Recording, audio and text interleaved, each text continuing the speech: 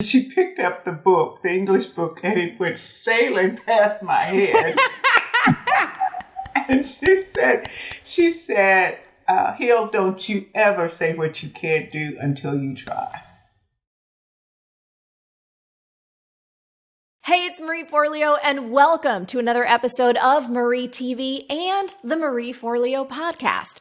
Now, if you're somebody who wants to become a better, stronger leader in your business, in your career, in your life, I think you are going to love today's show. My guest has been a trailblazer in this field for decades.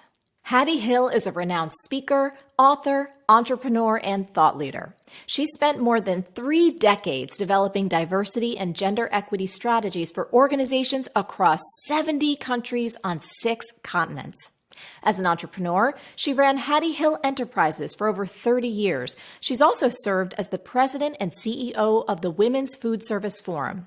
Now, Hattie's the president and CEO of the T.D. Jakes Foundation, where she's leading the charge toward a $100 million fundraising goal to bridge the gap between human potential and job opportunities in the fields of science, technology, engineering, arts, and math.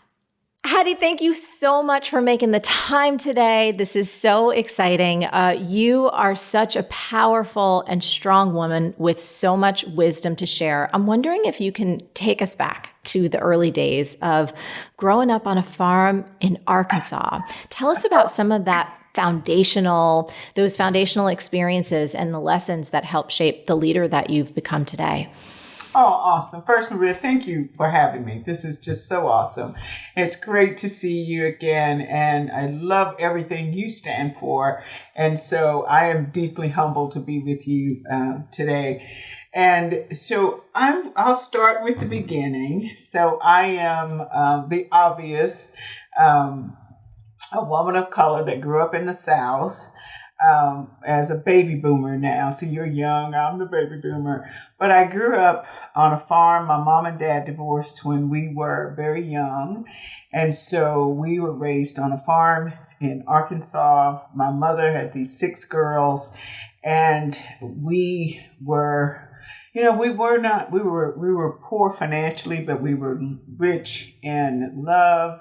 My mother had some very basics around faith, family, education, hard work. She never saw anything she could do. You didn't wait for a guy to come along and do it. You did it yourself. And she instilled literally all of that in us. But it was always, and she only had an 8th grade education when we were growing up. She did go back and graduate after we all graduated from high school and college. But she was so big on education. And so I took all of that with me to get an undergraduate degree in political science and history. I was going to be a lawyer. Then I met lawyers and I was like, no. That wasn't contentious enough. But I did go back and get a master's in psychology. And it has been sort of the foundation for everything, because it's always about listening, like you. It's listening to people, it's hearing their story, and then it's figuring out the impact.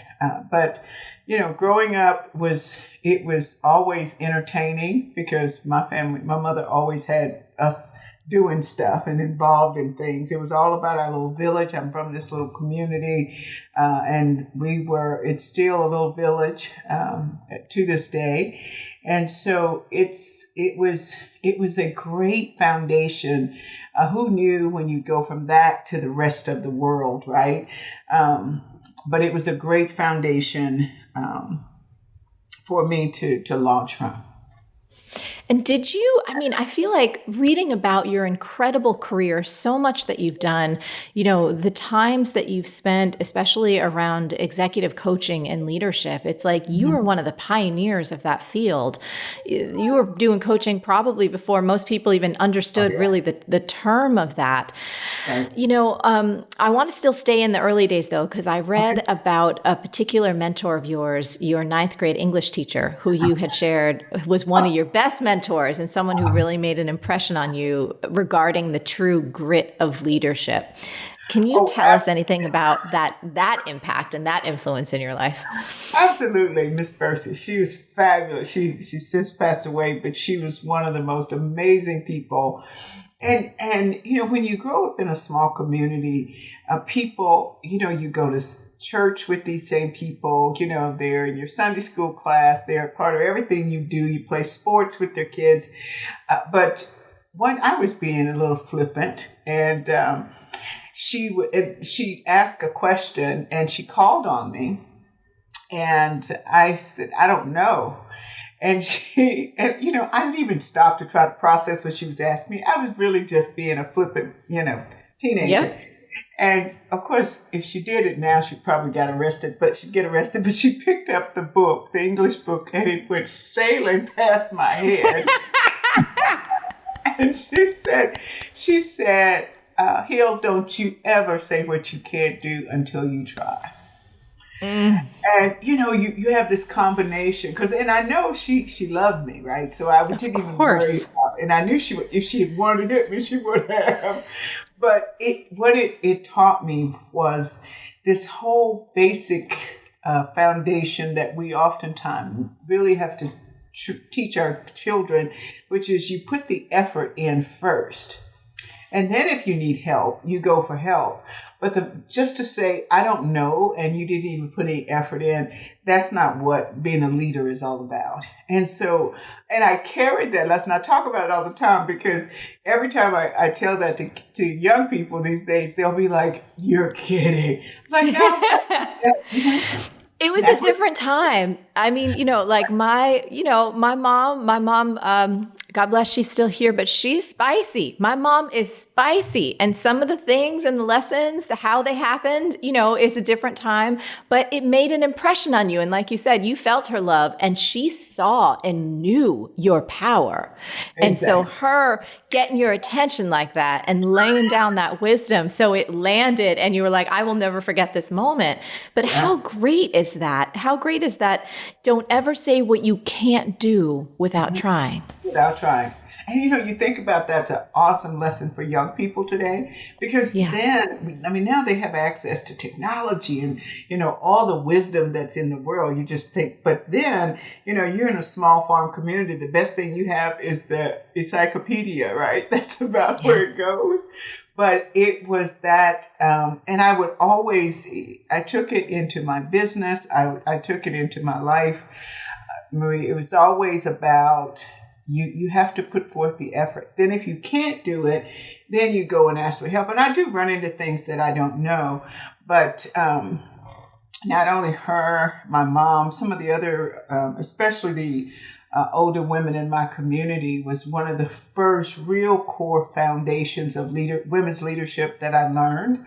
And I used to say, my mom, there was the art of wisdom that she would say something to you, and it could be 2 years later, you'd go back and remember it, and you'd be like, that's what she meant about that. Now I see it, right? One of her sayings was, just keep living. Because some stuff is, that doesn't make sense, Mom. What do you mean? And she said, just keep living. And the older you got, it all made sense. And now, it's this art of wisdom that I will carry with me literally for the rest of my life. And as you know, my mom passed away. We buried her Christmas Eve. And it was, I know, right? It was probably, as we said goodbye to her, probably one of the most difficult things, because my mother has traveled with me all over the world. She was my friend. She was my confidant. I always told her she was my road dog, because anytime I wanted to go somewhere, she was up, hands up, we'll go. With all 5 of my siblings, she had her own special relationships. I don't even know how mothers can manage that with 6 kids, right? But I hope that I can be in some way anywhere close to have the wisdom that she had, and to impart that as I continue to live her legacy. And that's the greatest gift I can give back to her. Yeah. I loved every moment as I was preparing for our conversation today that I read about her. And in fact, it brings me to that moment, another critical moment in your journey where you had gotten your master's degree in psychology and you were on your first official job working with young people with disabilities, and you had quite an experience with your first boss at that time. And I think your mom had a very interesting perspective. I'm wondering if you could tell us about that experience. Oh, absolutely. You know, as I said, the art of my mother's wisdom, she's a very strong person. And she just really didn't, you had to have something really wrong for her to even buy into it, because she was always pushing you, right? So I had been, I was finishing up my master's, was doing an internship, and was hired by the organization to come to work full time. And, that's the greatest compliment. You're like, yes, I'm starting my career. And there was a new program for these it was a rehabilitation facility, and it was young people that I had been working with. And I had spent, almost 6-8 months with them, and they were great. And so I was hired on. There was a director, another counselor with me, and with 2 counselors, and then our assistant.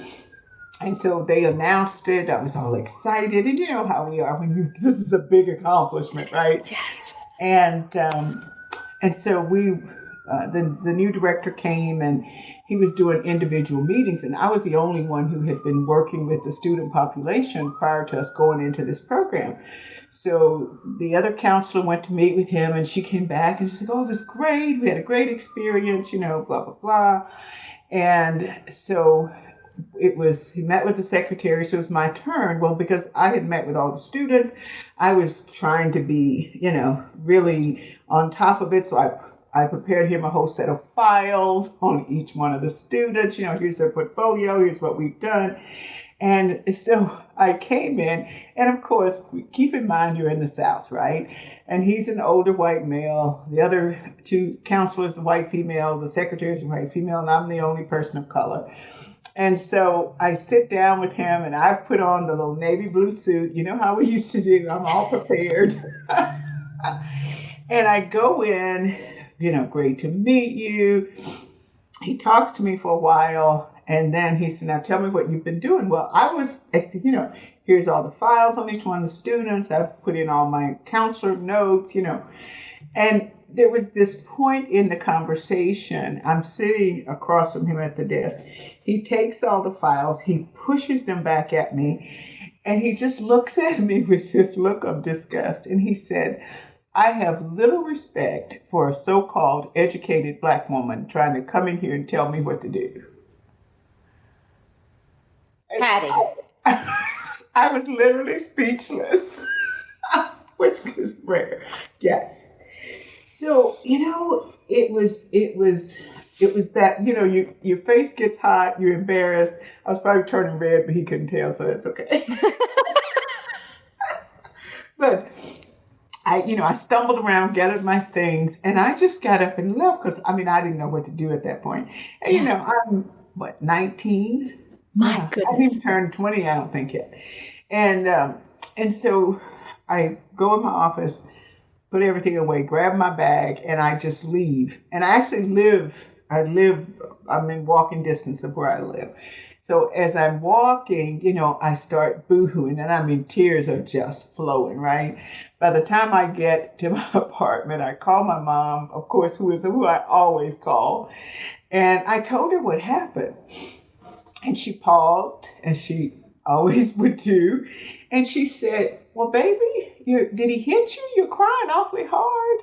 And I'm like, no, ma'am, he didn't hit me, but And she said, well, listen, calm down, take a breath. So I got it together, got some water. And she said, listen, when she says, listen, it's coming. Here comes the art of her wisdom.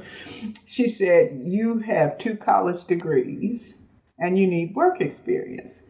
And she said, unless he hits you, you need to stay there a year. And then once you get that experience, you can go any place you want to go. But right now, you need work experience.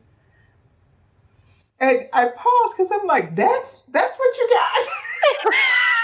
got. But she cut through. Like she was like, no, we're moving this to the side for right now, and we're going to stay focused.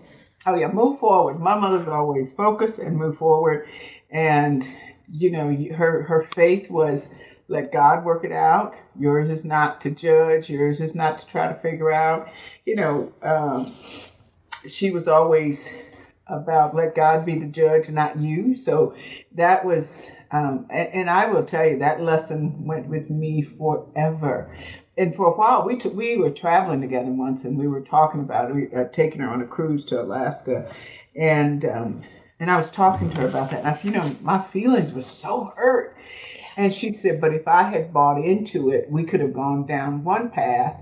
The next path, I literally resigned a year to the date, moved to Texas, and tripled my salary. What? So there you go. Oh, so Hattie, I'm curious, were experiences like that, and I would assume there may be more, what inspired you to be such an advocate for inclusivity and diversity and gender equality in the workplace? Like, was that, or did that inspiration start even earlier? Did you just know, you're like looking around in the business world, looking around in corporations and organizations, you're like, this is imbalance. There's something wrong here. I'm just curious what informed that inspiration for you to be such a champion in that regard. And so early on, before anyone was talking about these topics. You know, what really caused me to really have a focus on women first, growing up in the South, you get all of the biases and all of that. But my mother would always tell us to walk around it, just walk around it, keep moving forward. And so I wouldn't pick it up. And when I would meet other women who were stuck there, I would say, you got to walk around it. Don't let yourself get caught in these positions. And so when I started the consulting company, and, I was like late 20s, early 30s. And I'm on corporate jets with these CEOs. I'm walking in the boardrooms where I am literally the only woman in the room. And I thought, you can't, one thing I learned early on is you can't advocate if you're not in the room. And so I took it as a personal responsibility to advocate for all women, because the women were not in the room. There were no people of color in the room. And I thought, you know what? I'm in this room. How can I have an impact? And what I found was these amazing men who really wanted to see things different. They had daughters. We can't be getting the best knowledge. We're trying to give our products, promote our products to women, but we don't have any women giving us their thought leadership. So I learned early on that there was a place for an inclusive conversation, and I needed to be a part of that conversation in a positive way, not a negative way. And that was hard. Yeah. I want to underscore something you said, because you spoke about it so beautifully and metaphorically that it stuck in my mind as an image, and I feel like it could really serve people. You said you had seen other women who had encountered the same type of biases and perhaps the same type of experiences where they felt less than, walking away from it. And you said, I didn't pick it up, or they picked it up. I almost see it, Hattie. I know this might be a little bit, whatever. This is Jersey Marie coming out. It's almost like a piece of trash on the ground. And you were like, nope, I'm walking around that. Like, I will not pick that up and take that inside of me. That is not me. That is not mine. And therefore it will not come into this energy sphere. And absolutely. Yeah. A lot of times women, when we gather, we can own other people's stuff. Yes. And again, this goes back to my mom. When we were growing up and our friends were doing things, and we would say, well, Mom, everybody's going to be there. Everybody. She said, I didn't name you everybody. So you learn this, independence of thought.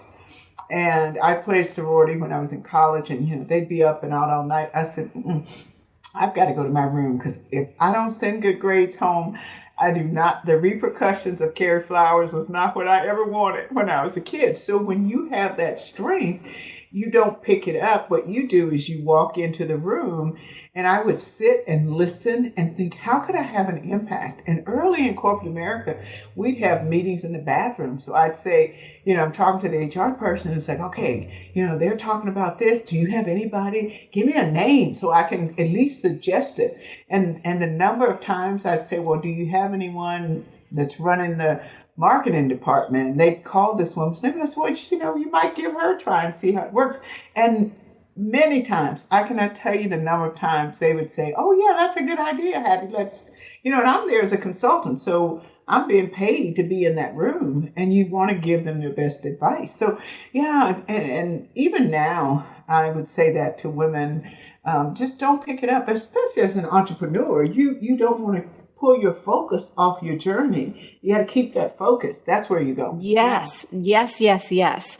So, speaking of that, so many people in our audience are entrepreneurial. Either they're aspiring, they're established, they're moving on to their second, third, fourth business.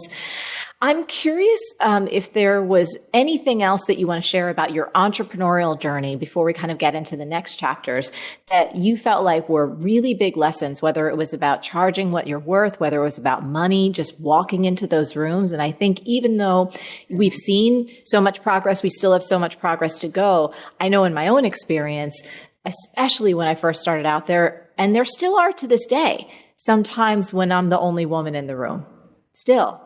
And so anything that you want to share about that entrepreneurial journey for you that you think may be useful to anyone watching who's on that path right now? Oh, absolutely. First of all, I love being an entrepreneur. And it's some days it's scary. Some days you get a little, but you always have to step forward on that. And honestly, I would say now more than ever before, it's a great time to be an entrepreneur because you can do so much, from these screens like we're doing at home through technology. But early on, I knew I loved people. I knew I loved making a difference. I was working as a director of training at the time. And my boss at the time said, if you ever want to make extra money, and he told me later, he said, I knew you were going to get bored with the job. And he said, you can reach out to some of these seminar companies and you could take your leave time and go do seminars. Because he said, you're great at it. And the reason I'm not always negative about white males, because I had two white males who were truly mentors for me, which helped me launch this business. But for me, it was to figure out, wow, I'm doing this. And if you're nervous about it, like I worked my full-time job for 2 years before I actually said, listen, you're making more money part-time than you are full-time. There might be something here. But what I would say is, for me, the passion and the pitfalls of entrepreneurship, because that's kind of how I think about it. The passion is doing what you love. I mean, this is something I do. I've done it for free. I've done it to get paid. I've done it all over the world. Love. Consulting, speaking, books, training, all the same things that you do, Marie. So the focus is there, and you can't let people pull you off your focus, because that happens often. Oh, how to do this? They'll pull you in different directions. So I think if you're interested in entrepreneurship, it is, what am I passionate about? And then what's the focus that you don't fall into that pitfall where you're doing so many things you can't keep up with any one thing. The next one, I was paid for my analytical skills. You're paid to solve problems. So you sit and you listen and you use reason, you use wisdom. You say, okay, here's what the books say. Here's what I learned from my foundation of my life. This is good character. And you can oftentimes put things together and say, here's option 1, 2, 3. So you're not telling the client what they have to do. You just give them the option. So it was that problem solving skill. And then I think the last thing I would say for entrepreneurship, and the one that probably gets more women especially in trouble, is what I call that back of the house operational excellence. And that is the ability to first figure out how much they owe you. I mean, I had it down to, if I picked up my briefcase to go out the door, what did it actually cost me? And then as you get You start getting paid. And I remember the first time someone told me they would pay me $500 for the day, I almost fell out of my chair. They so good I was on the phone. I was like, what? and it just, because you don't really know how to charge, you're not sure. And you think about it, and you get paid for the same thing. We get paid for intellectual capacity. Yes. And that's a lot to think through. And so it was thinking all that through. And how do you so I literally reached out and found people who were doing it. I had mentors, I had a network. But that operational excellence to me was always so critical, that you're knowing how you pay your bills, knowing how to organize your money around the business. And, in corporate, you might have a 45-day payout period. So you've got to be able to run that business through. So all of those things, if you're thinking about, as part of your audience, think about entrepreneurship, and now there's so many plans. You got them, you share them with people all the time in your work. But actually studying that, because that's going to be real important. Yeah. And that money piece too, I feel like, just as a culture and as a society, especially for women, oftentimes we're still just not talking about money enough and getting comfortable with it and owning it, welcoming it into our lives and saying, yes, I'm worth that. And I'm going to understand how all these pieces fit together so this business is sustainable and profitable over time. I love that you said that operational excellence. It's inspiring. So I want to switch gears to something. It's a distinction that you shared, Hattie, that I was like, love this. The distinction between caring and carrying, and how we do this in all areas of our lives. And I will tell you, when I was looking through the list of characteristics of women who carry, I was like, yep, yep. I was raising my hand and calling myself out for this. I'm wondering if you can just talk us through the distinction between caring and carrying, and how to really tell which state we're in.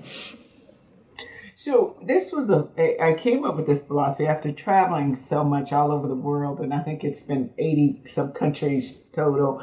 And I did a lot of women's programming, and no matter where I was in the world, people would come up to you after, and you'd see the woman who's standing over there, and she's waiting till everybody leaves, and they start talking about this burden of being responsible for everything at home, everything at work, how tired they are. And so it caused me to pause and start to actually ask more questions. And my questions was really around, how do we get into the position, especially as women? Yes, I'm a nurturer. I care about people. I want to help my friends, my family, my children, whoever's in that group. But there is a point where we can do too much. And we move from caring to carrying, and we're carrying their load. We're doing everything for them. Your friend comes over and tell you her problems, okay, I'll do this for you. It's just a constant, right? And so what we said to women is, if you find yourself in that place, then you have to start to set boundaries.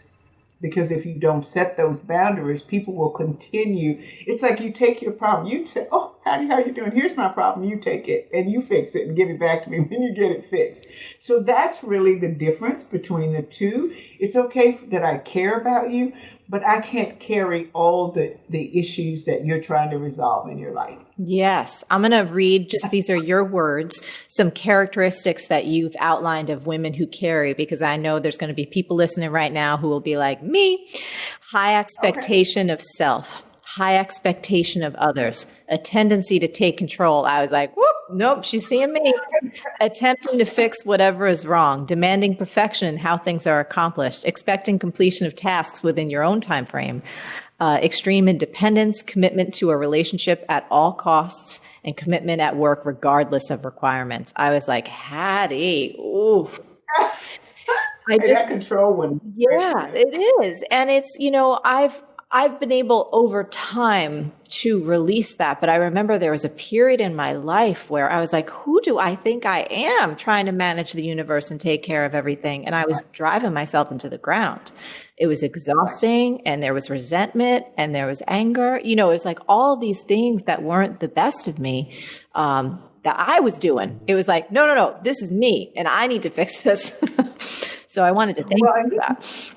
I think for us, especially as I'm a baby boomer, you're much younger, right? So we have to set a different example and then pass that different example to you, and then you pass it on to the next generation and the next generation.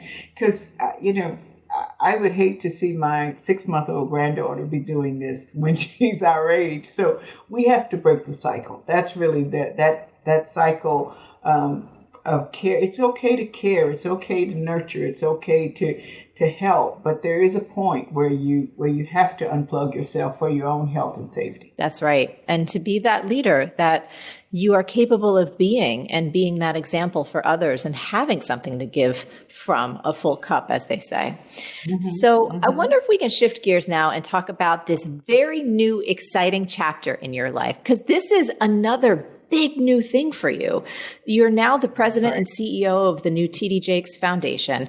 Tell us about this new role, and was there any piece of you inside when this opportunity came along? I'm curious to hear what that unfolding was like for you inside. If you were like ready for a new chapter, if you were wondering where you would put your attention next. You know what? No, I was not looking for a new chapter. I love that. T.D. Jakes, who, as you know, is a faith leader. He's a serial entrepreneur. He's, author of numerous books. He's an entertainer. He does movies and TV. I mean, he's done all kinds of things. And he and I were having a conversation about his legacy and what impact he wanted to have on the world. And I had been running another nonprofit, the largest nonprofit for women leaders in the food industry. And so he said, when you finish that, he said, could you help me think about how to set this up? I want to set it up as a separate 501c3, didn't want it connected to any of his other businesses. And he said, I really want to help women, people of color, disadvantaged with science, technology, engineering, arts, and math. And he had conversations with numerous CEOs in STEM. And he said, I keep hearing this over and over again. And things like financial literacy. How do they know how to address their financials? Entrepreneurship. But, how do I get into a lot of the technology fields, the science, it just all of that. And so I said, okay. And so when I retired, he said, well, let's get together and talk about it. And this was literally right before the pandemic. As a matter of fact, a year ago in January, we launched in New York and Dallas. And it's in the midst of, and then of course, 3 months later, it was March that we had the pandemic and the shutdown. But it's exciting because we were able to, what had been a summer program that he would do for about 500 young people. We went online, everything totally virtual, donated Chromebooks and hotspots to a lot of our students. And by the way, they started at age 5. So it was 5 years old and up. And just exposure is step one, understanding the jobs that are there.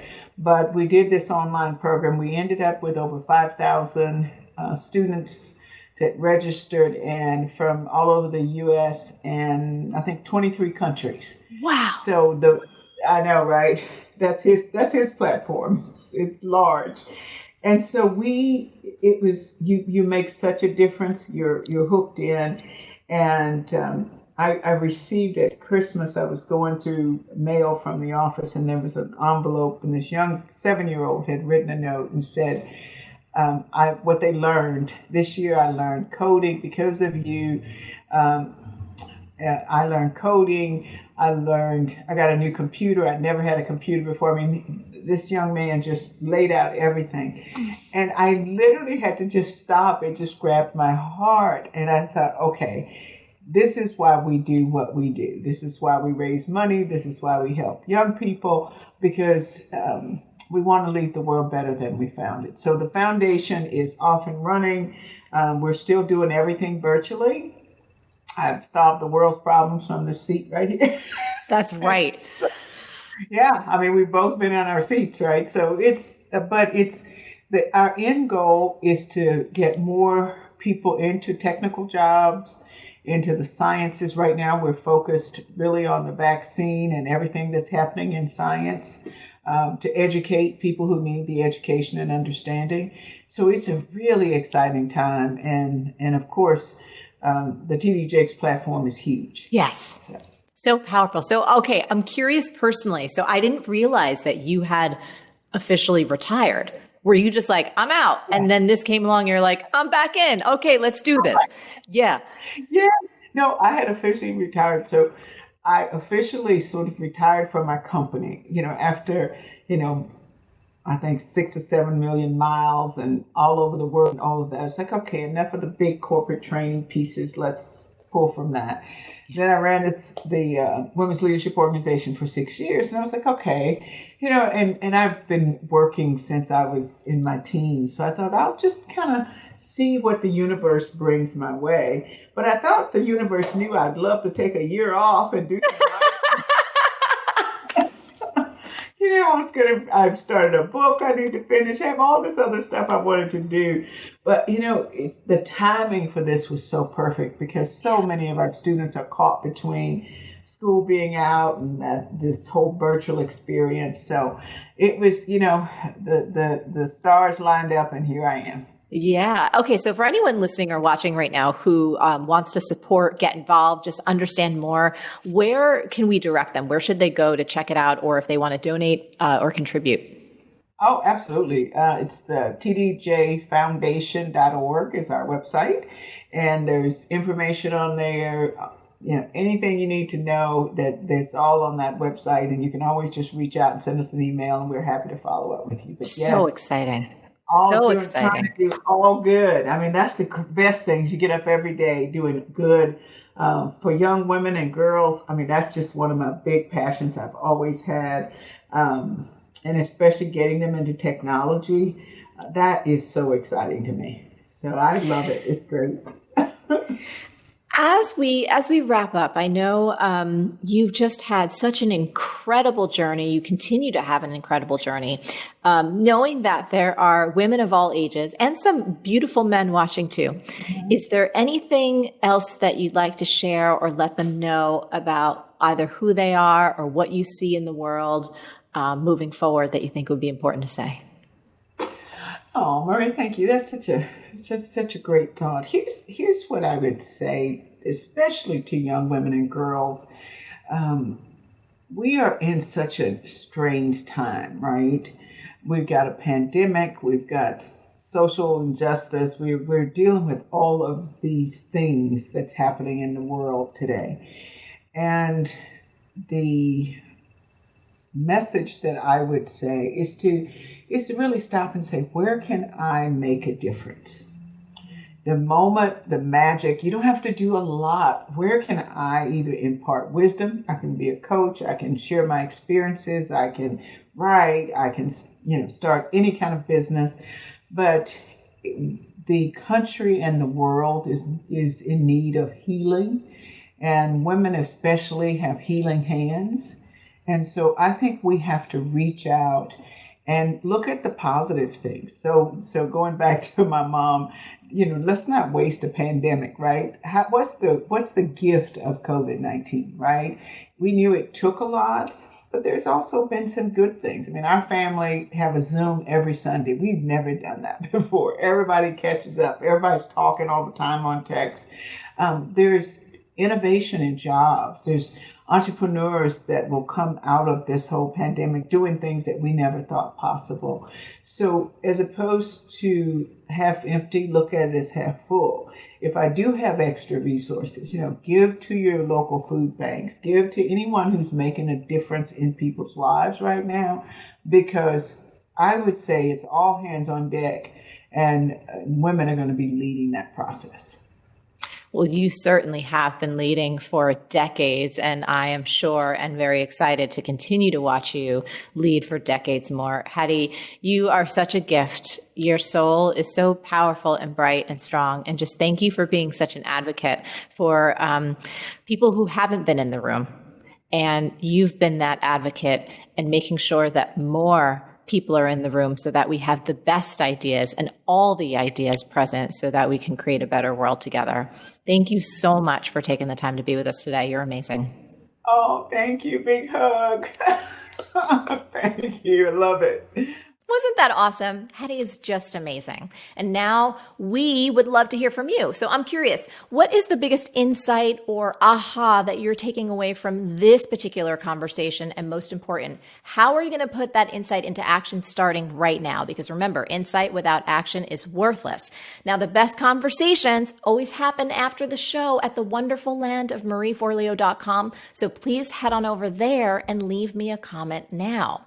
Now, once you're there, if you're not already, please subscribe to our email list and become an MF Insider. I send amazing emails every Tuesday, and they will keep you charged up, inspired, and motivated to move ahead. Until next time, stay on your game and keep going for your dreams, because the world really does need that very special gift that only you have. Thank you so much for watching, and I'll catch you next time on the Marie Forleo podcast and MarieTV.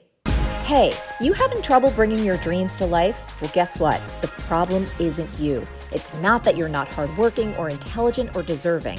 It's that you haven't yet installed the one key belief that will change it all. Everything is figure-outable. It's my new book. You can order it now at everythingisfigureoutable.com.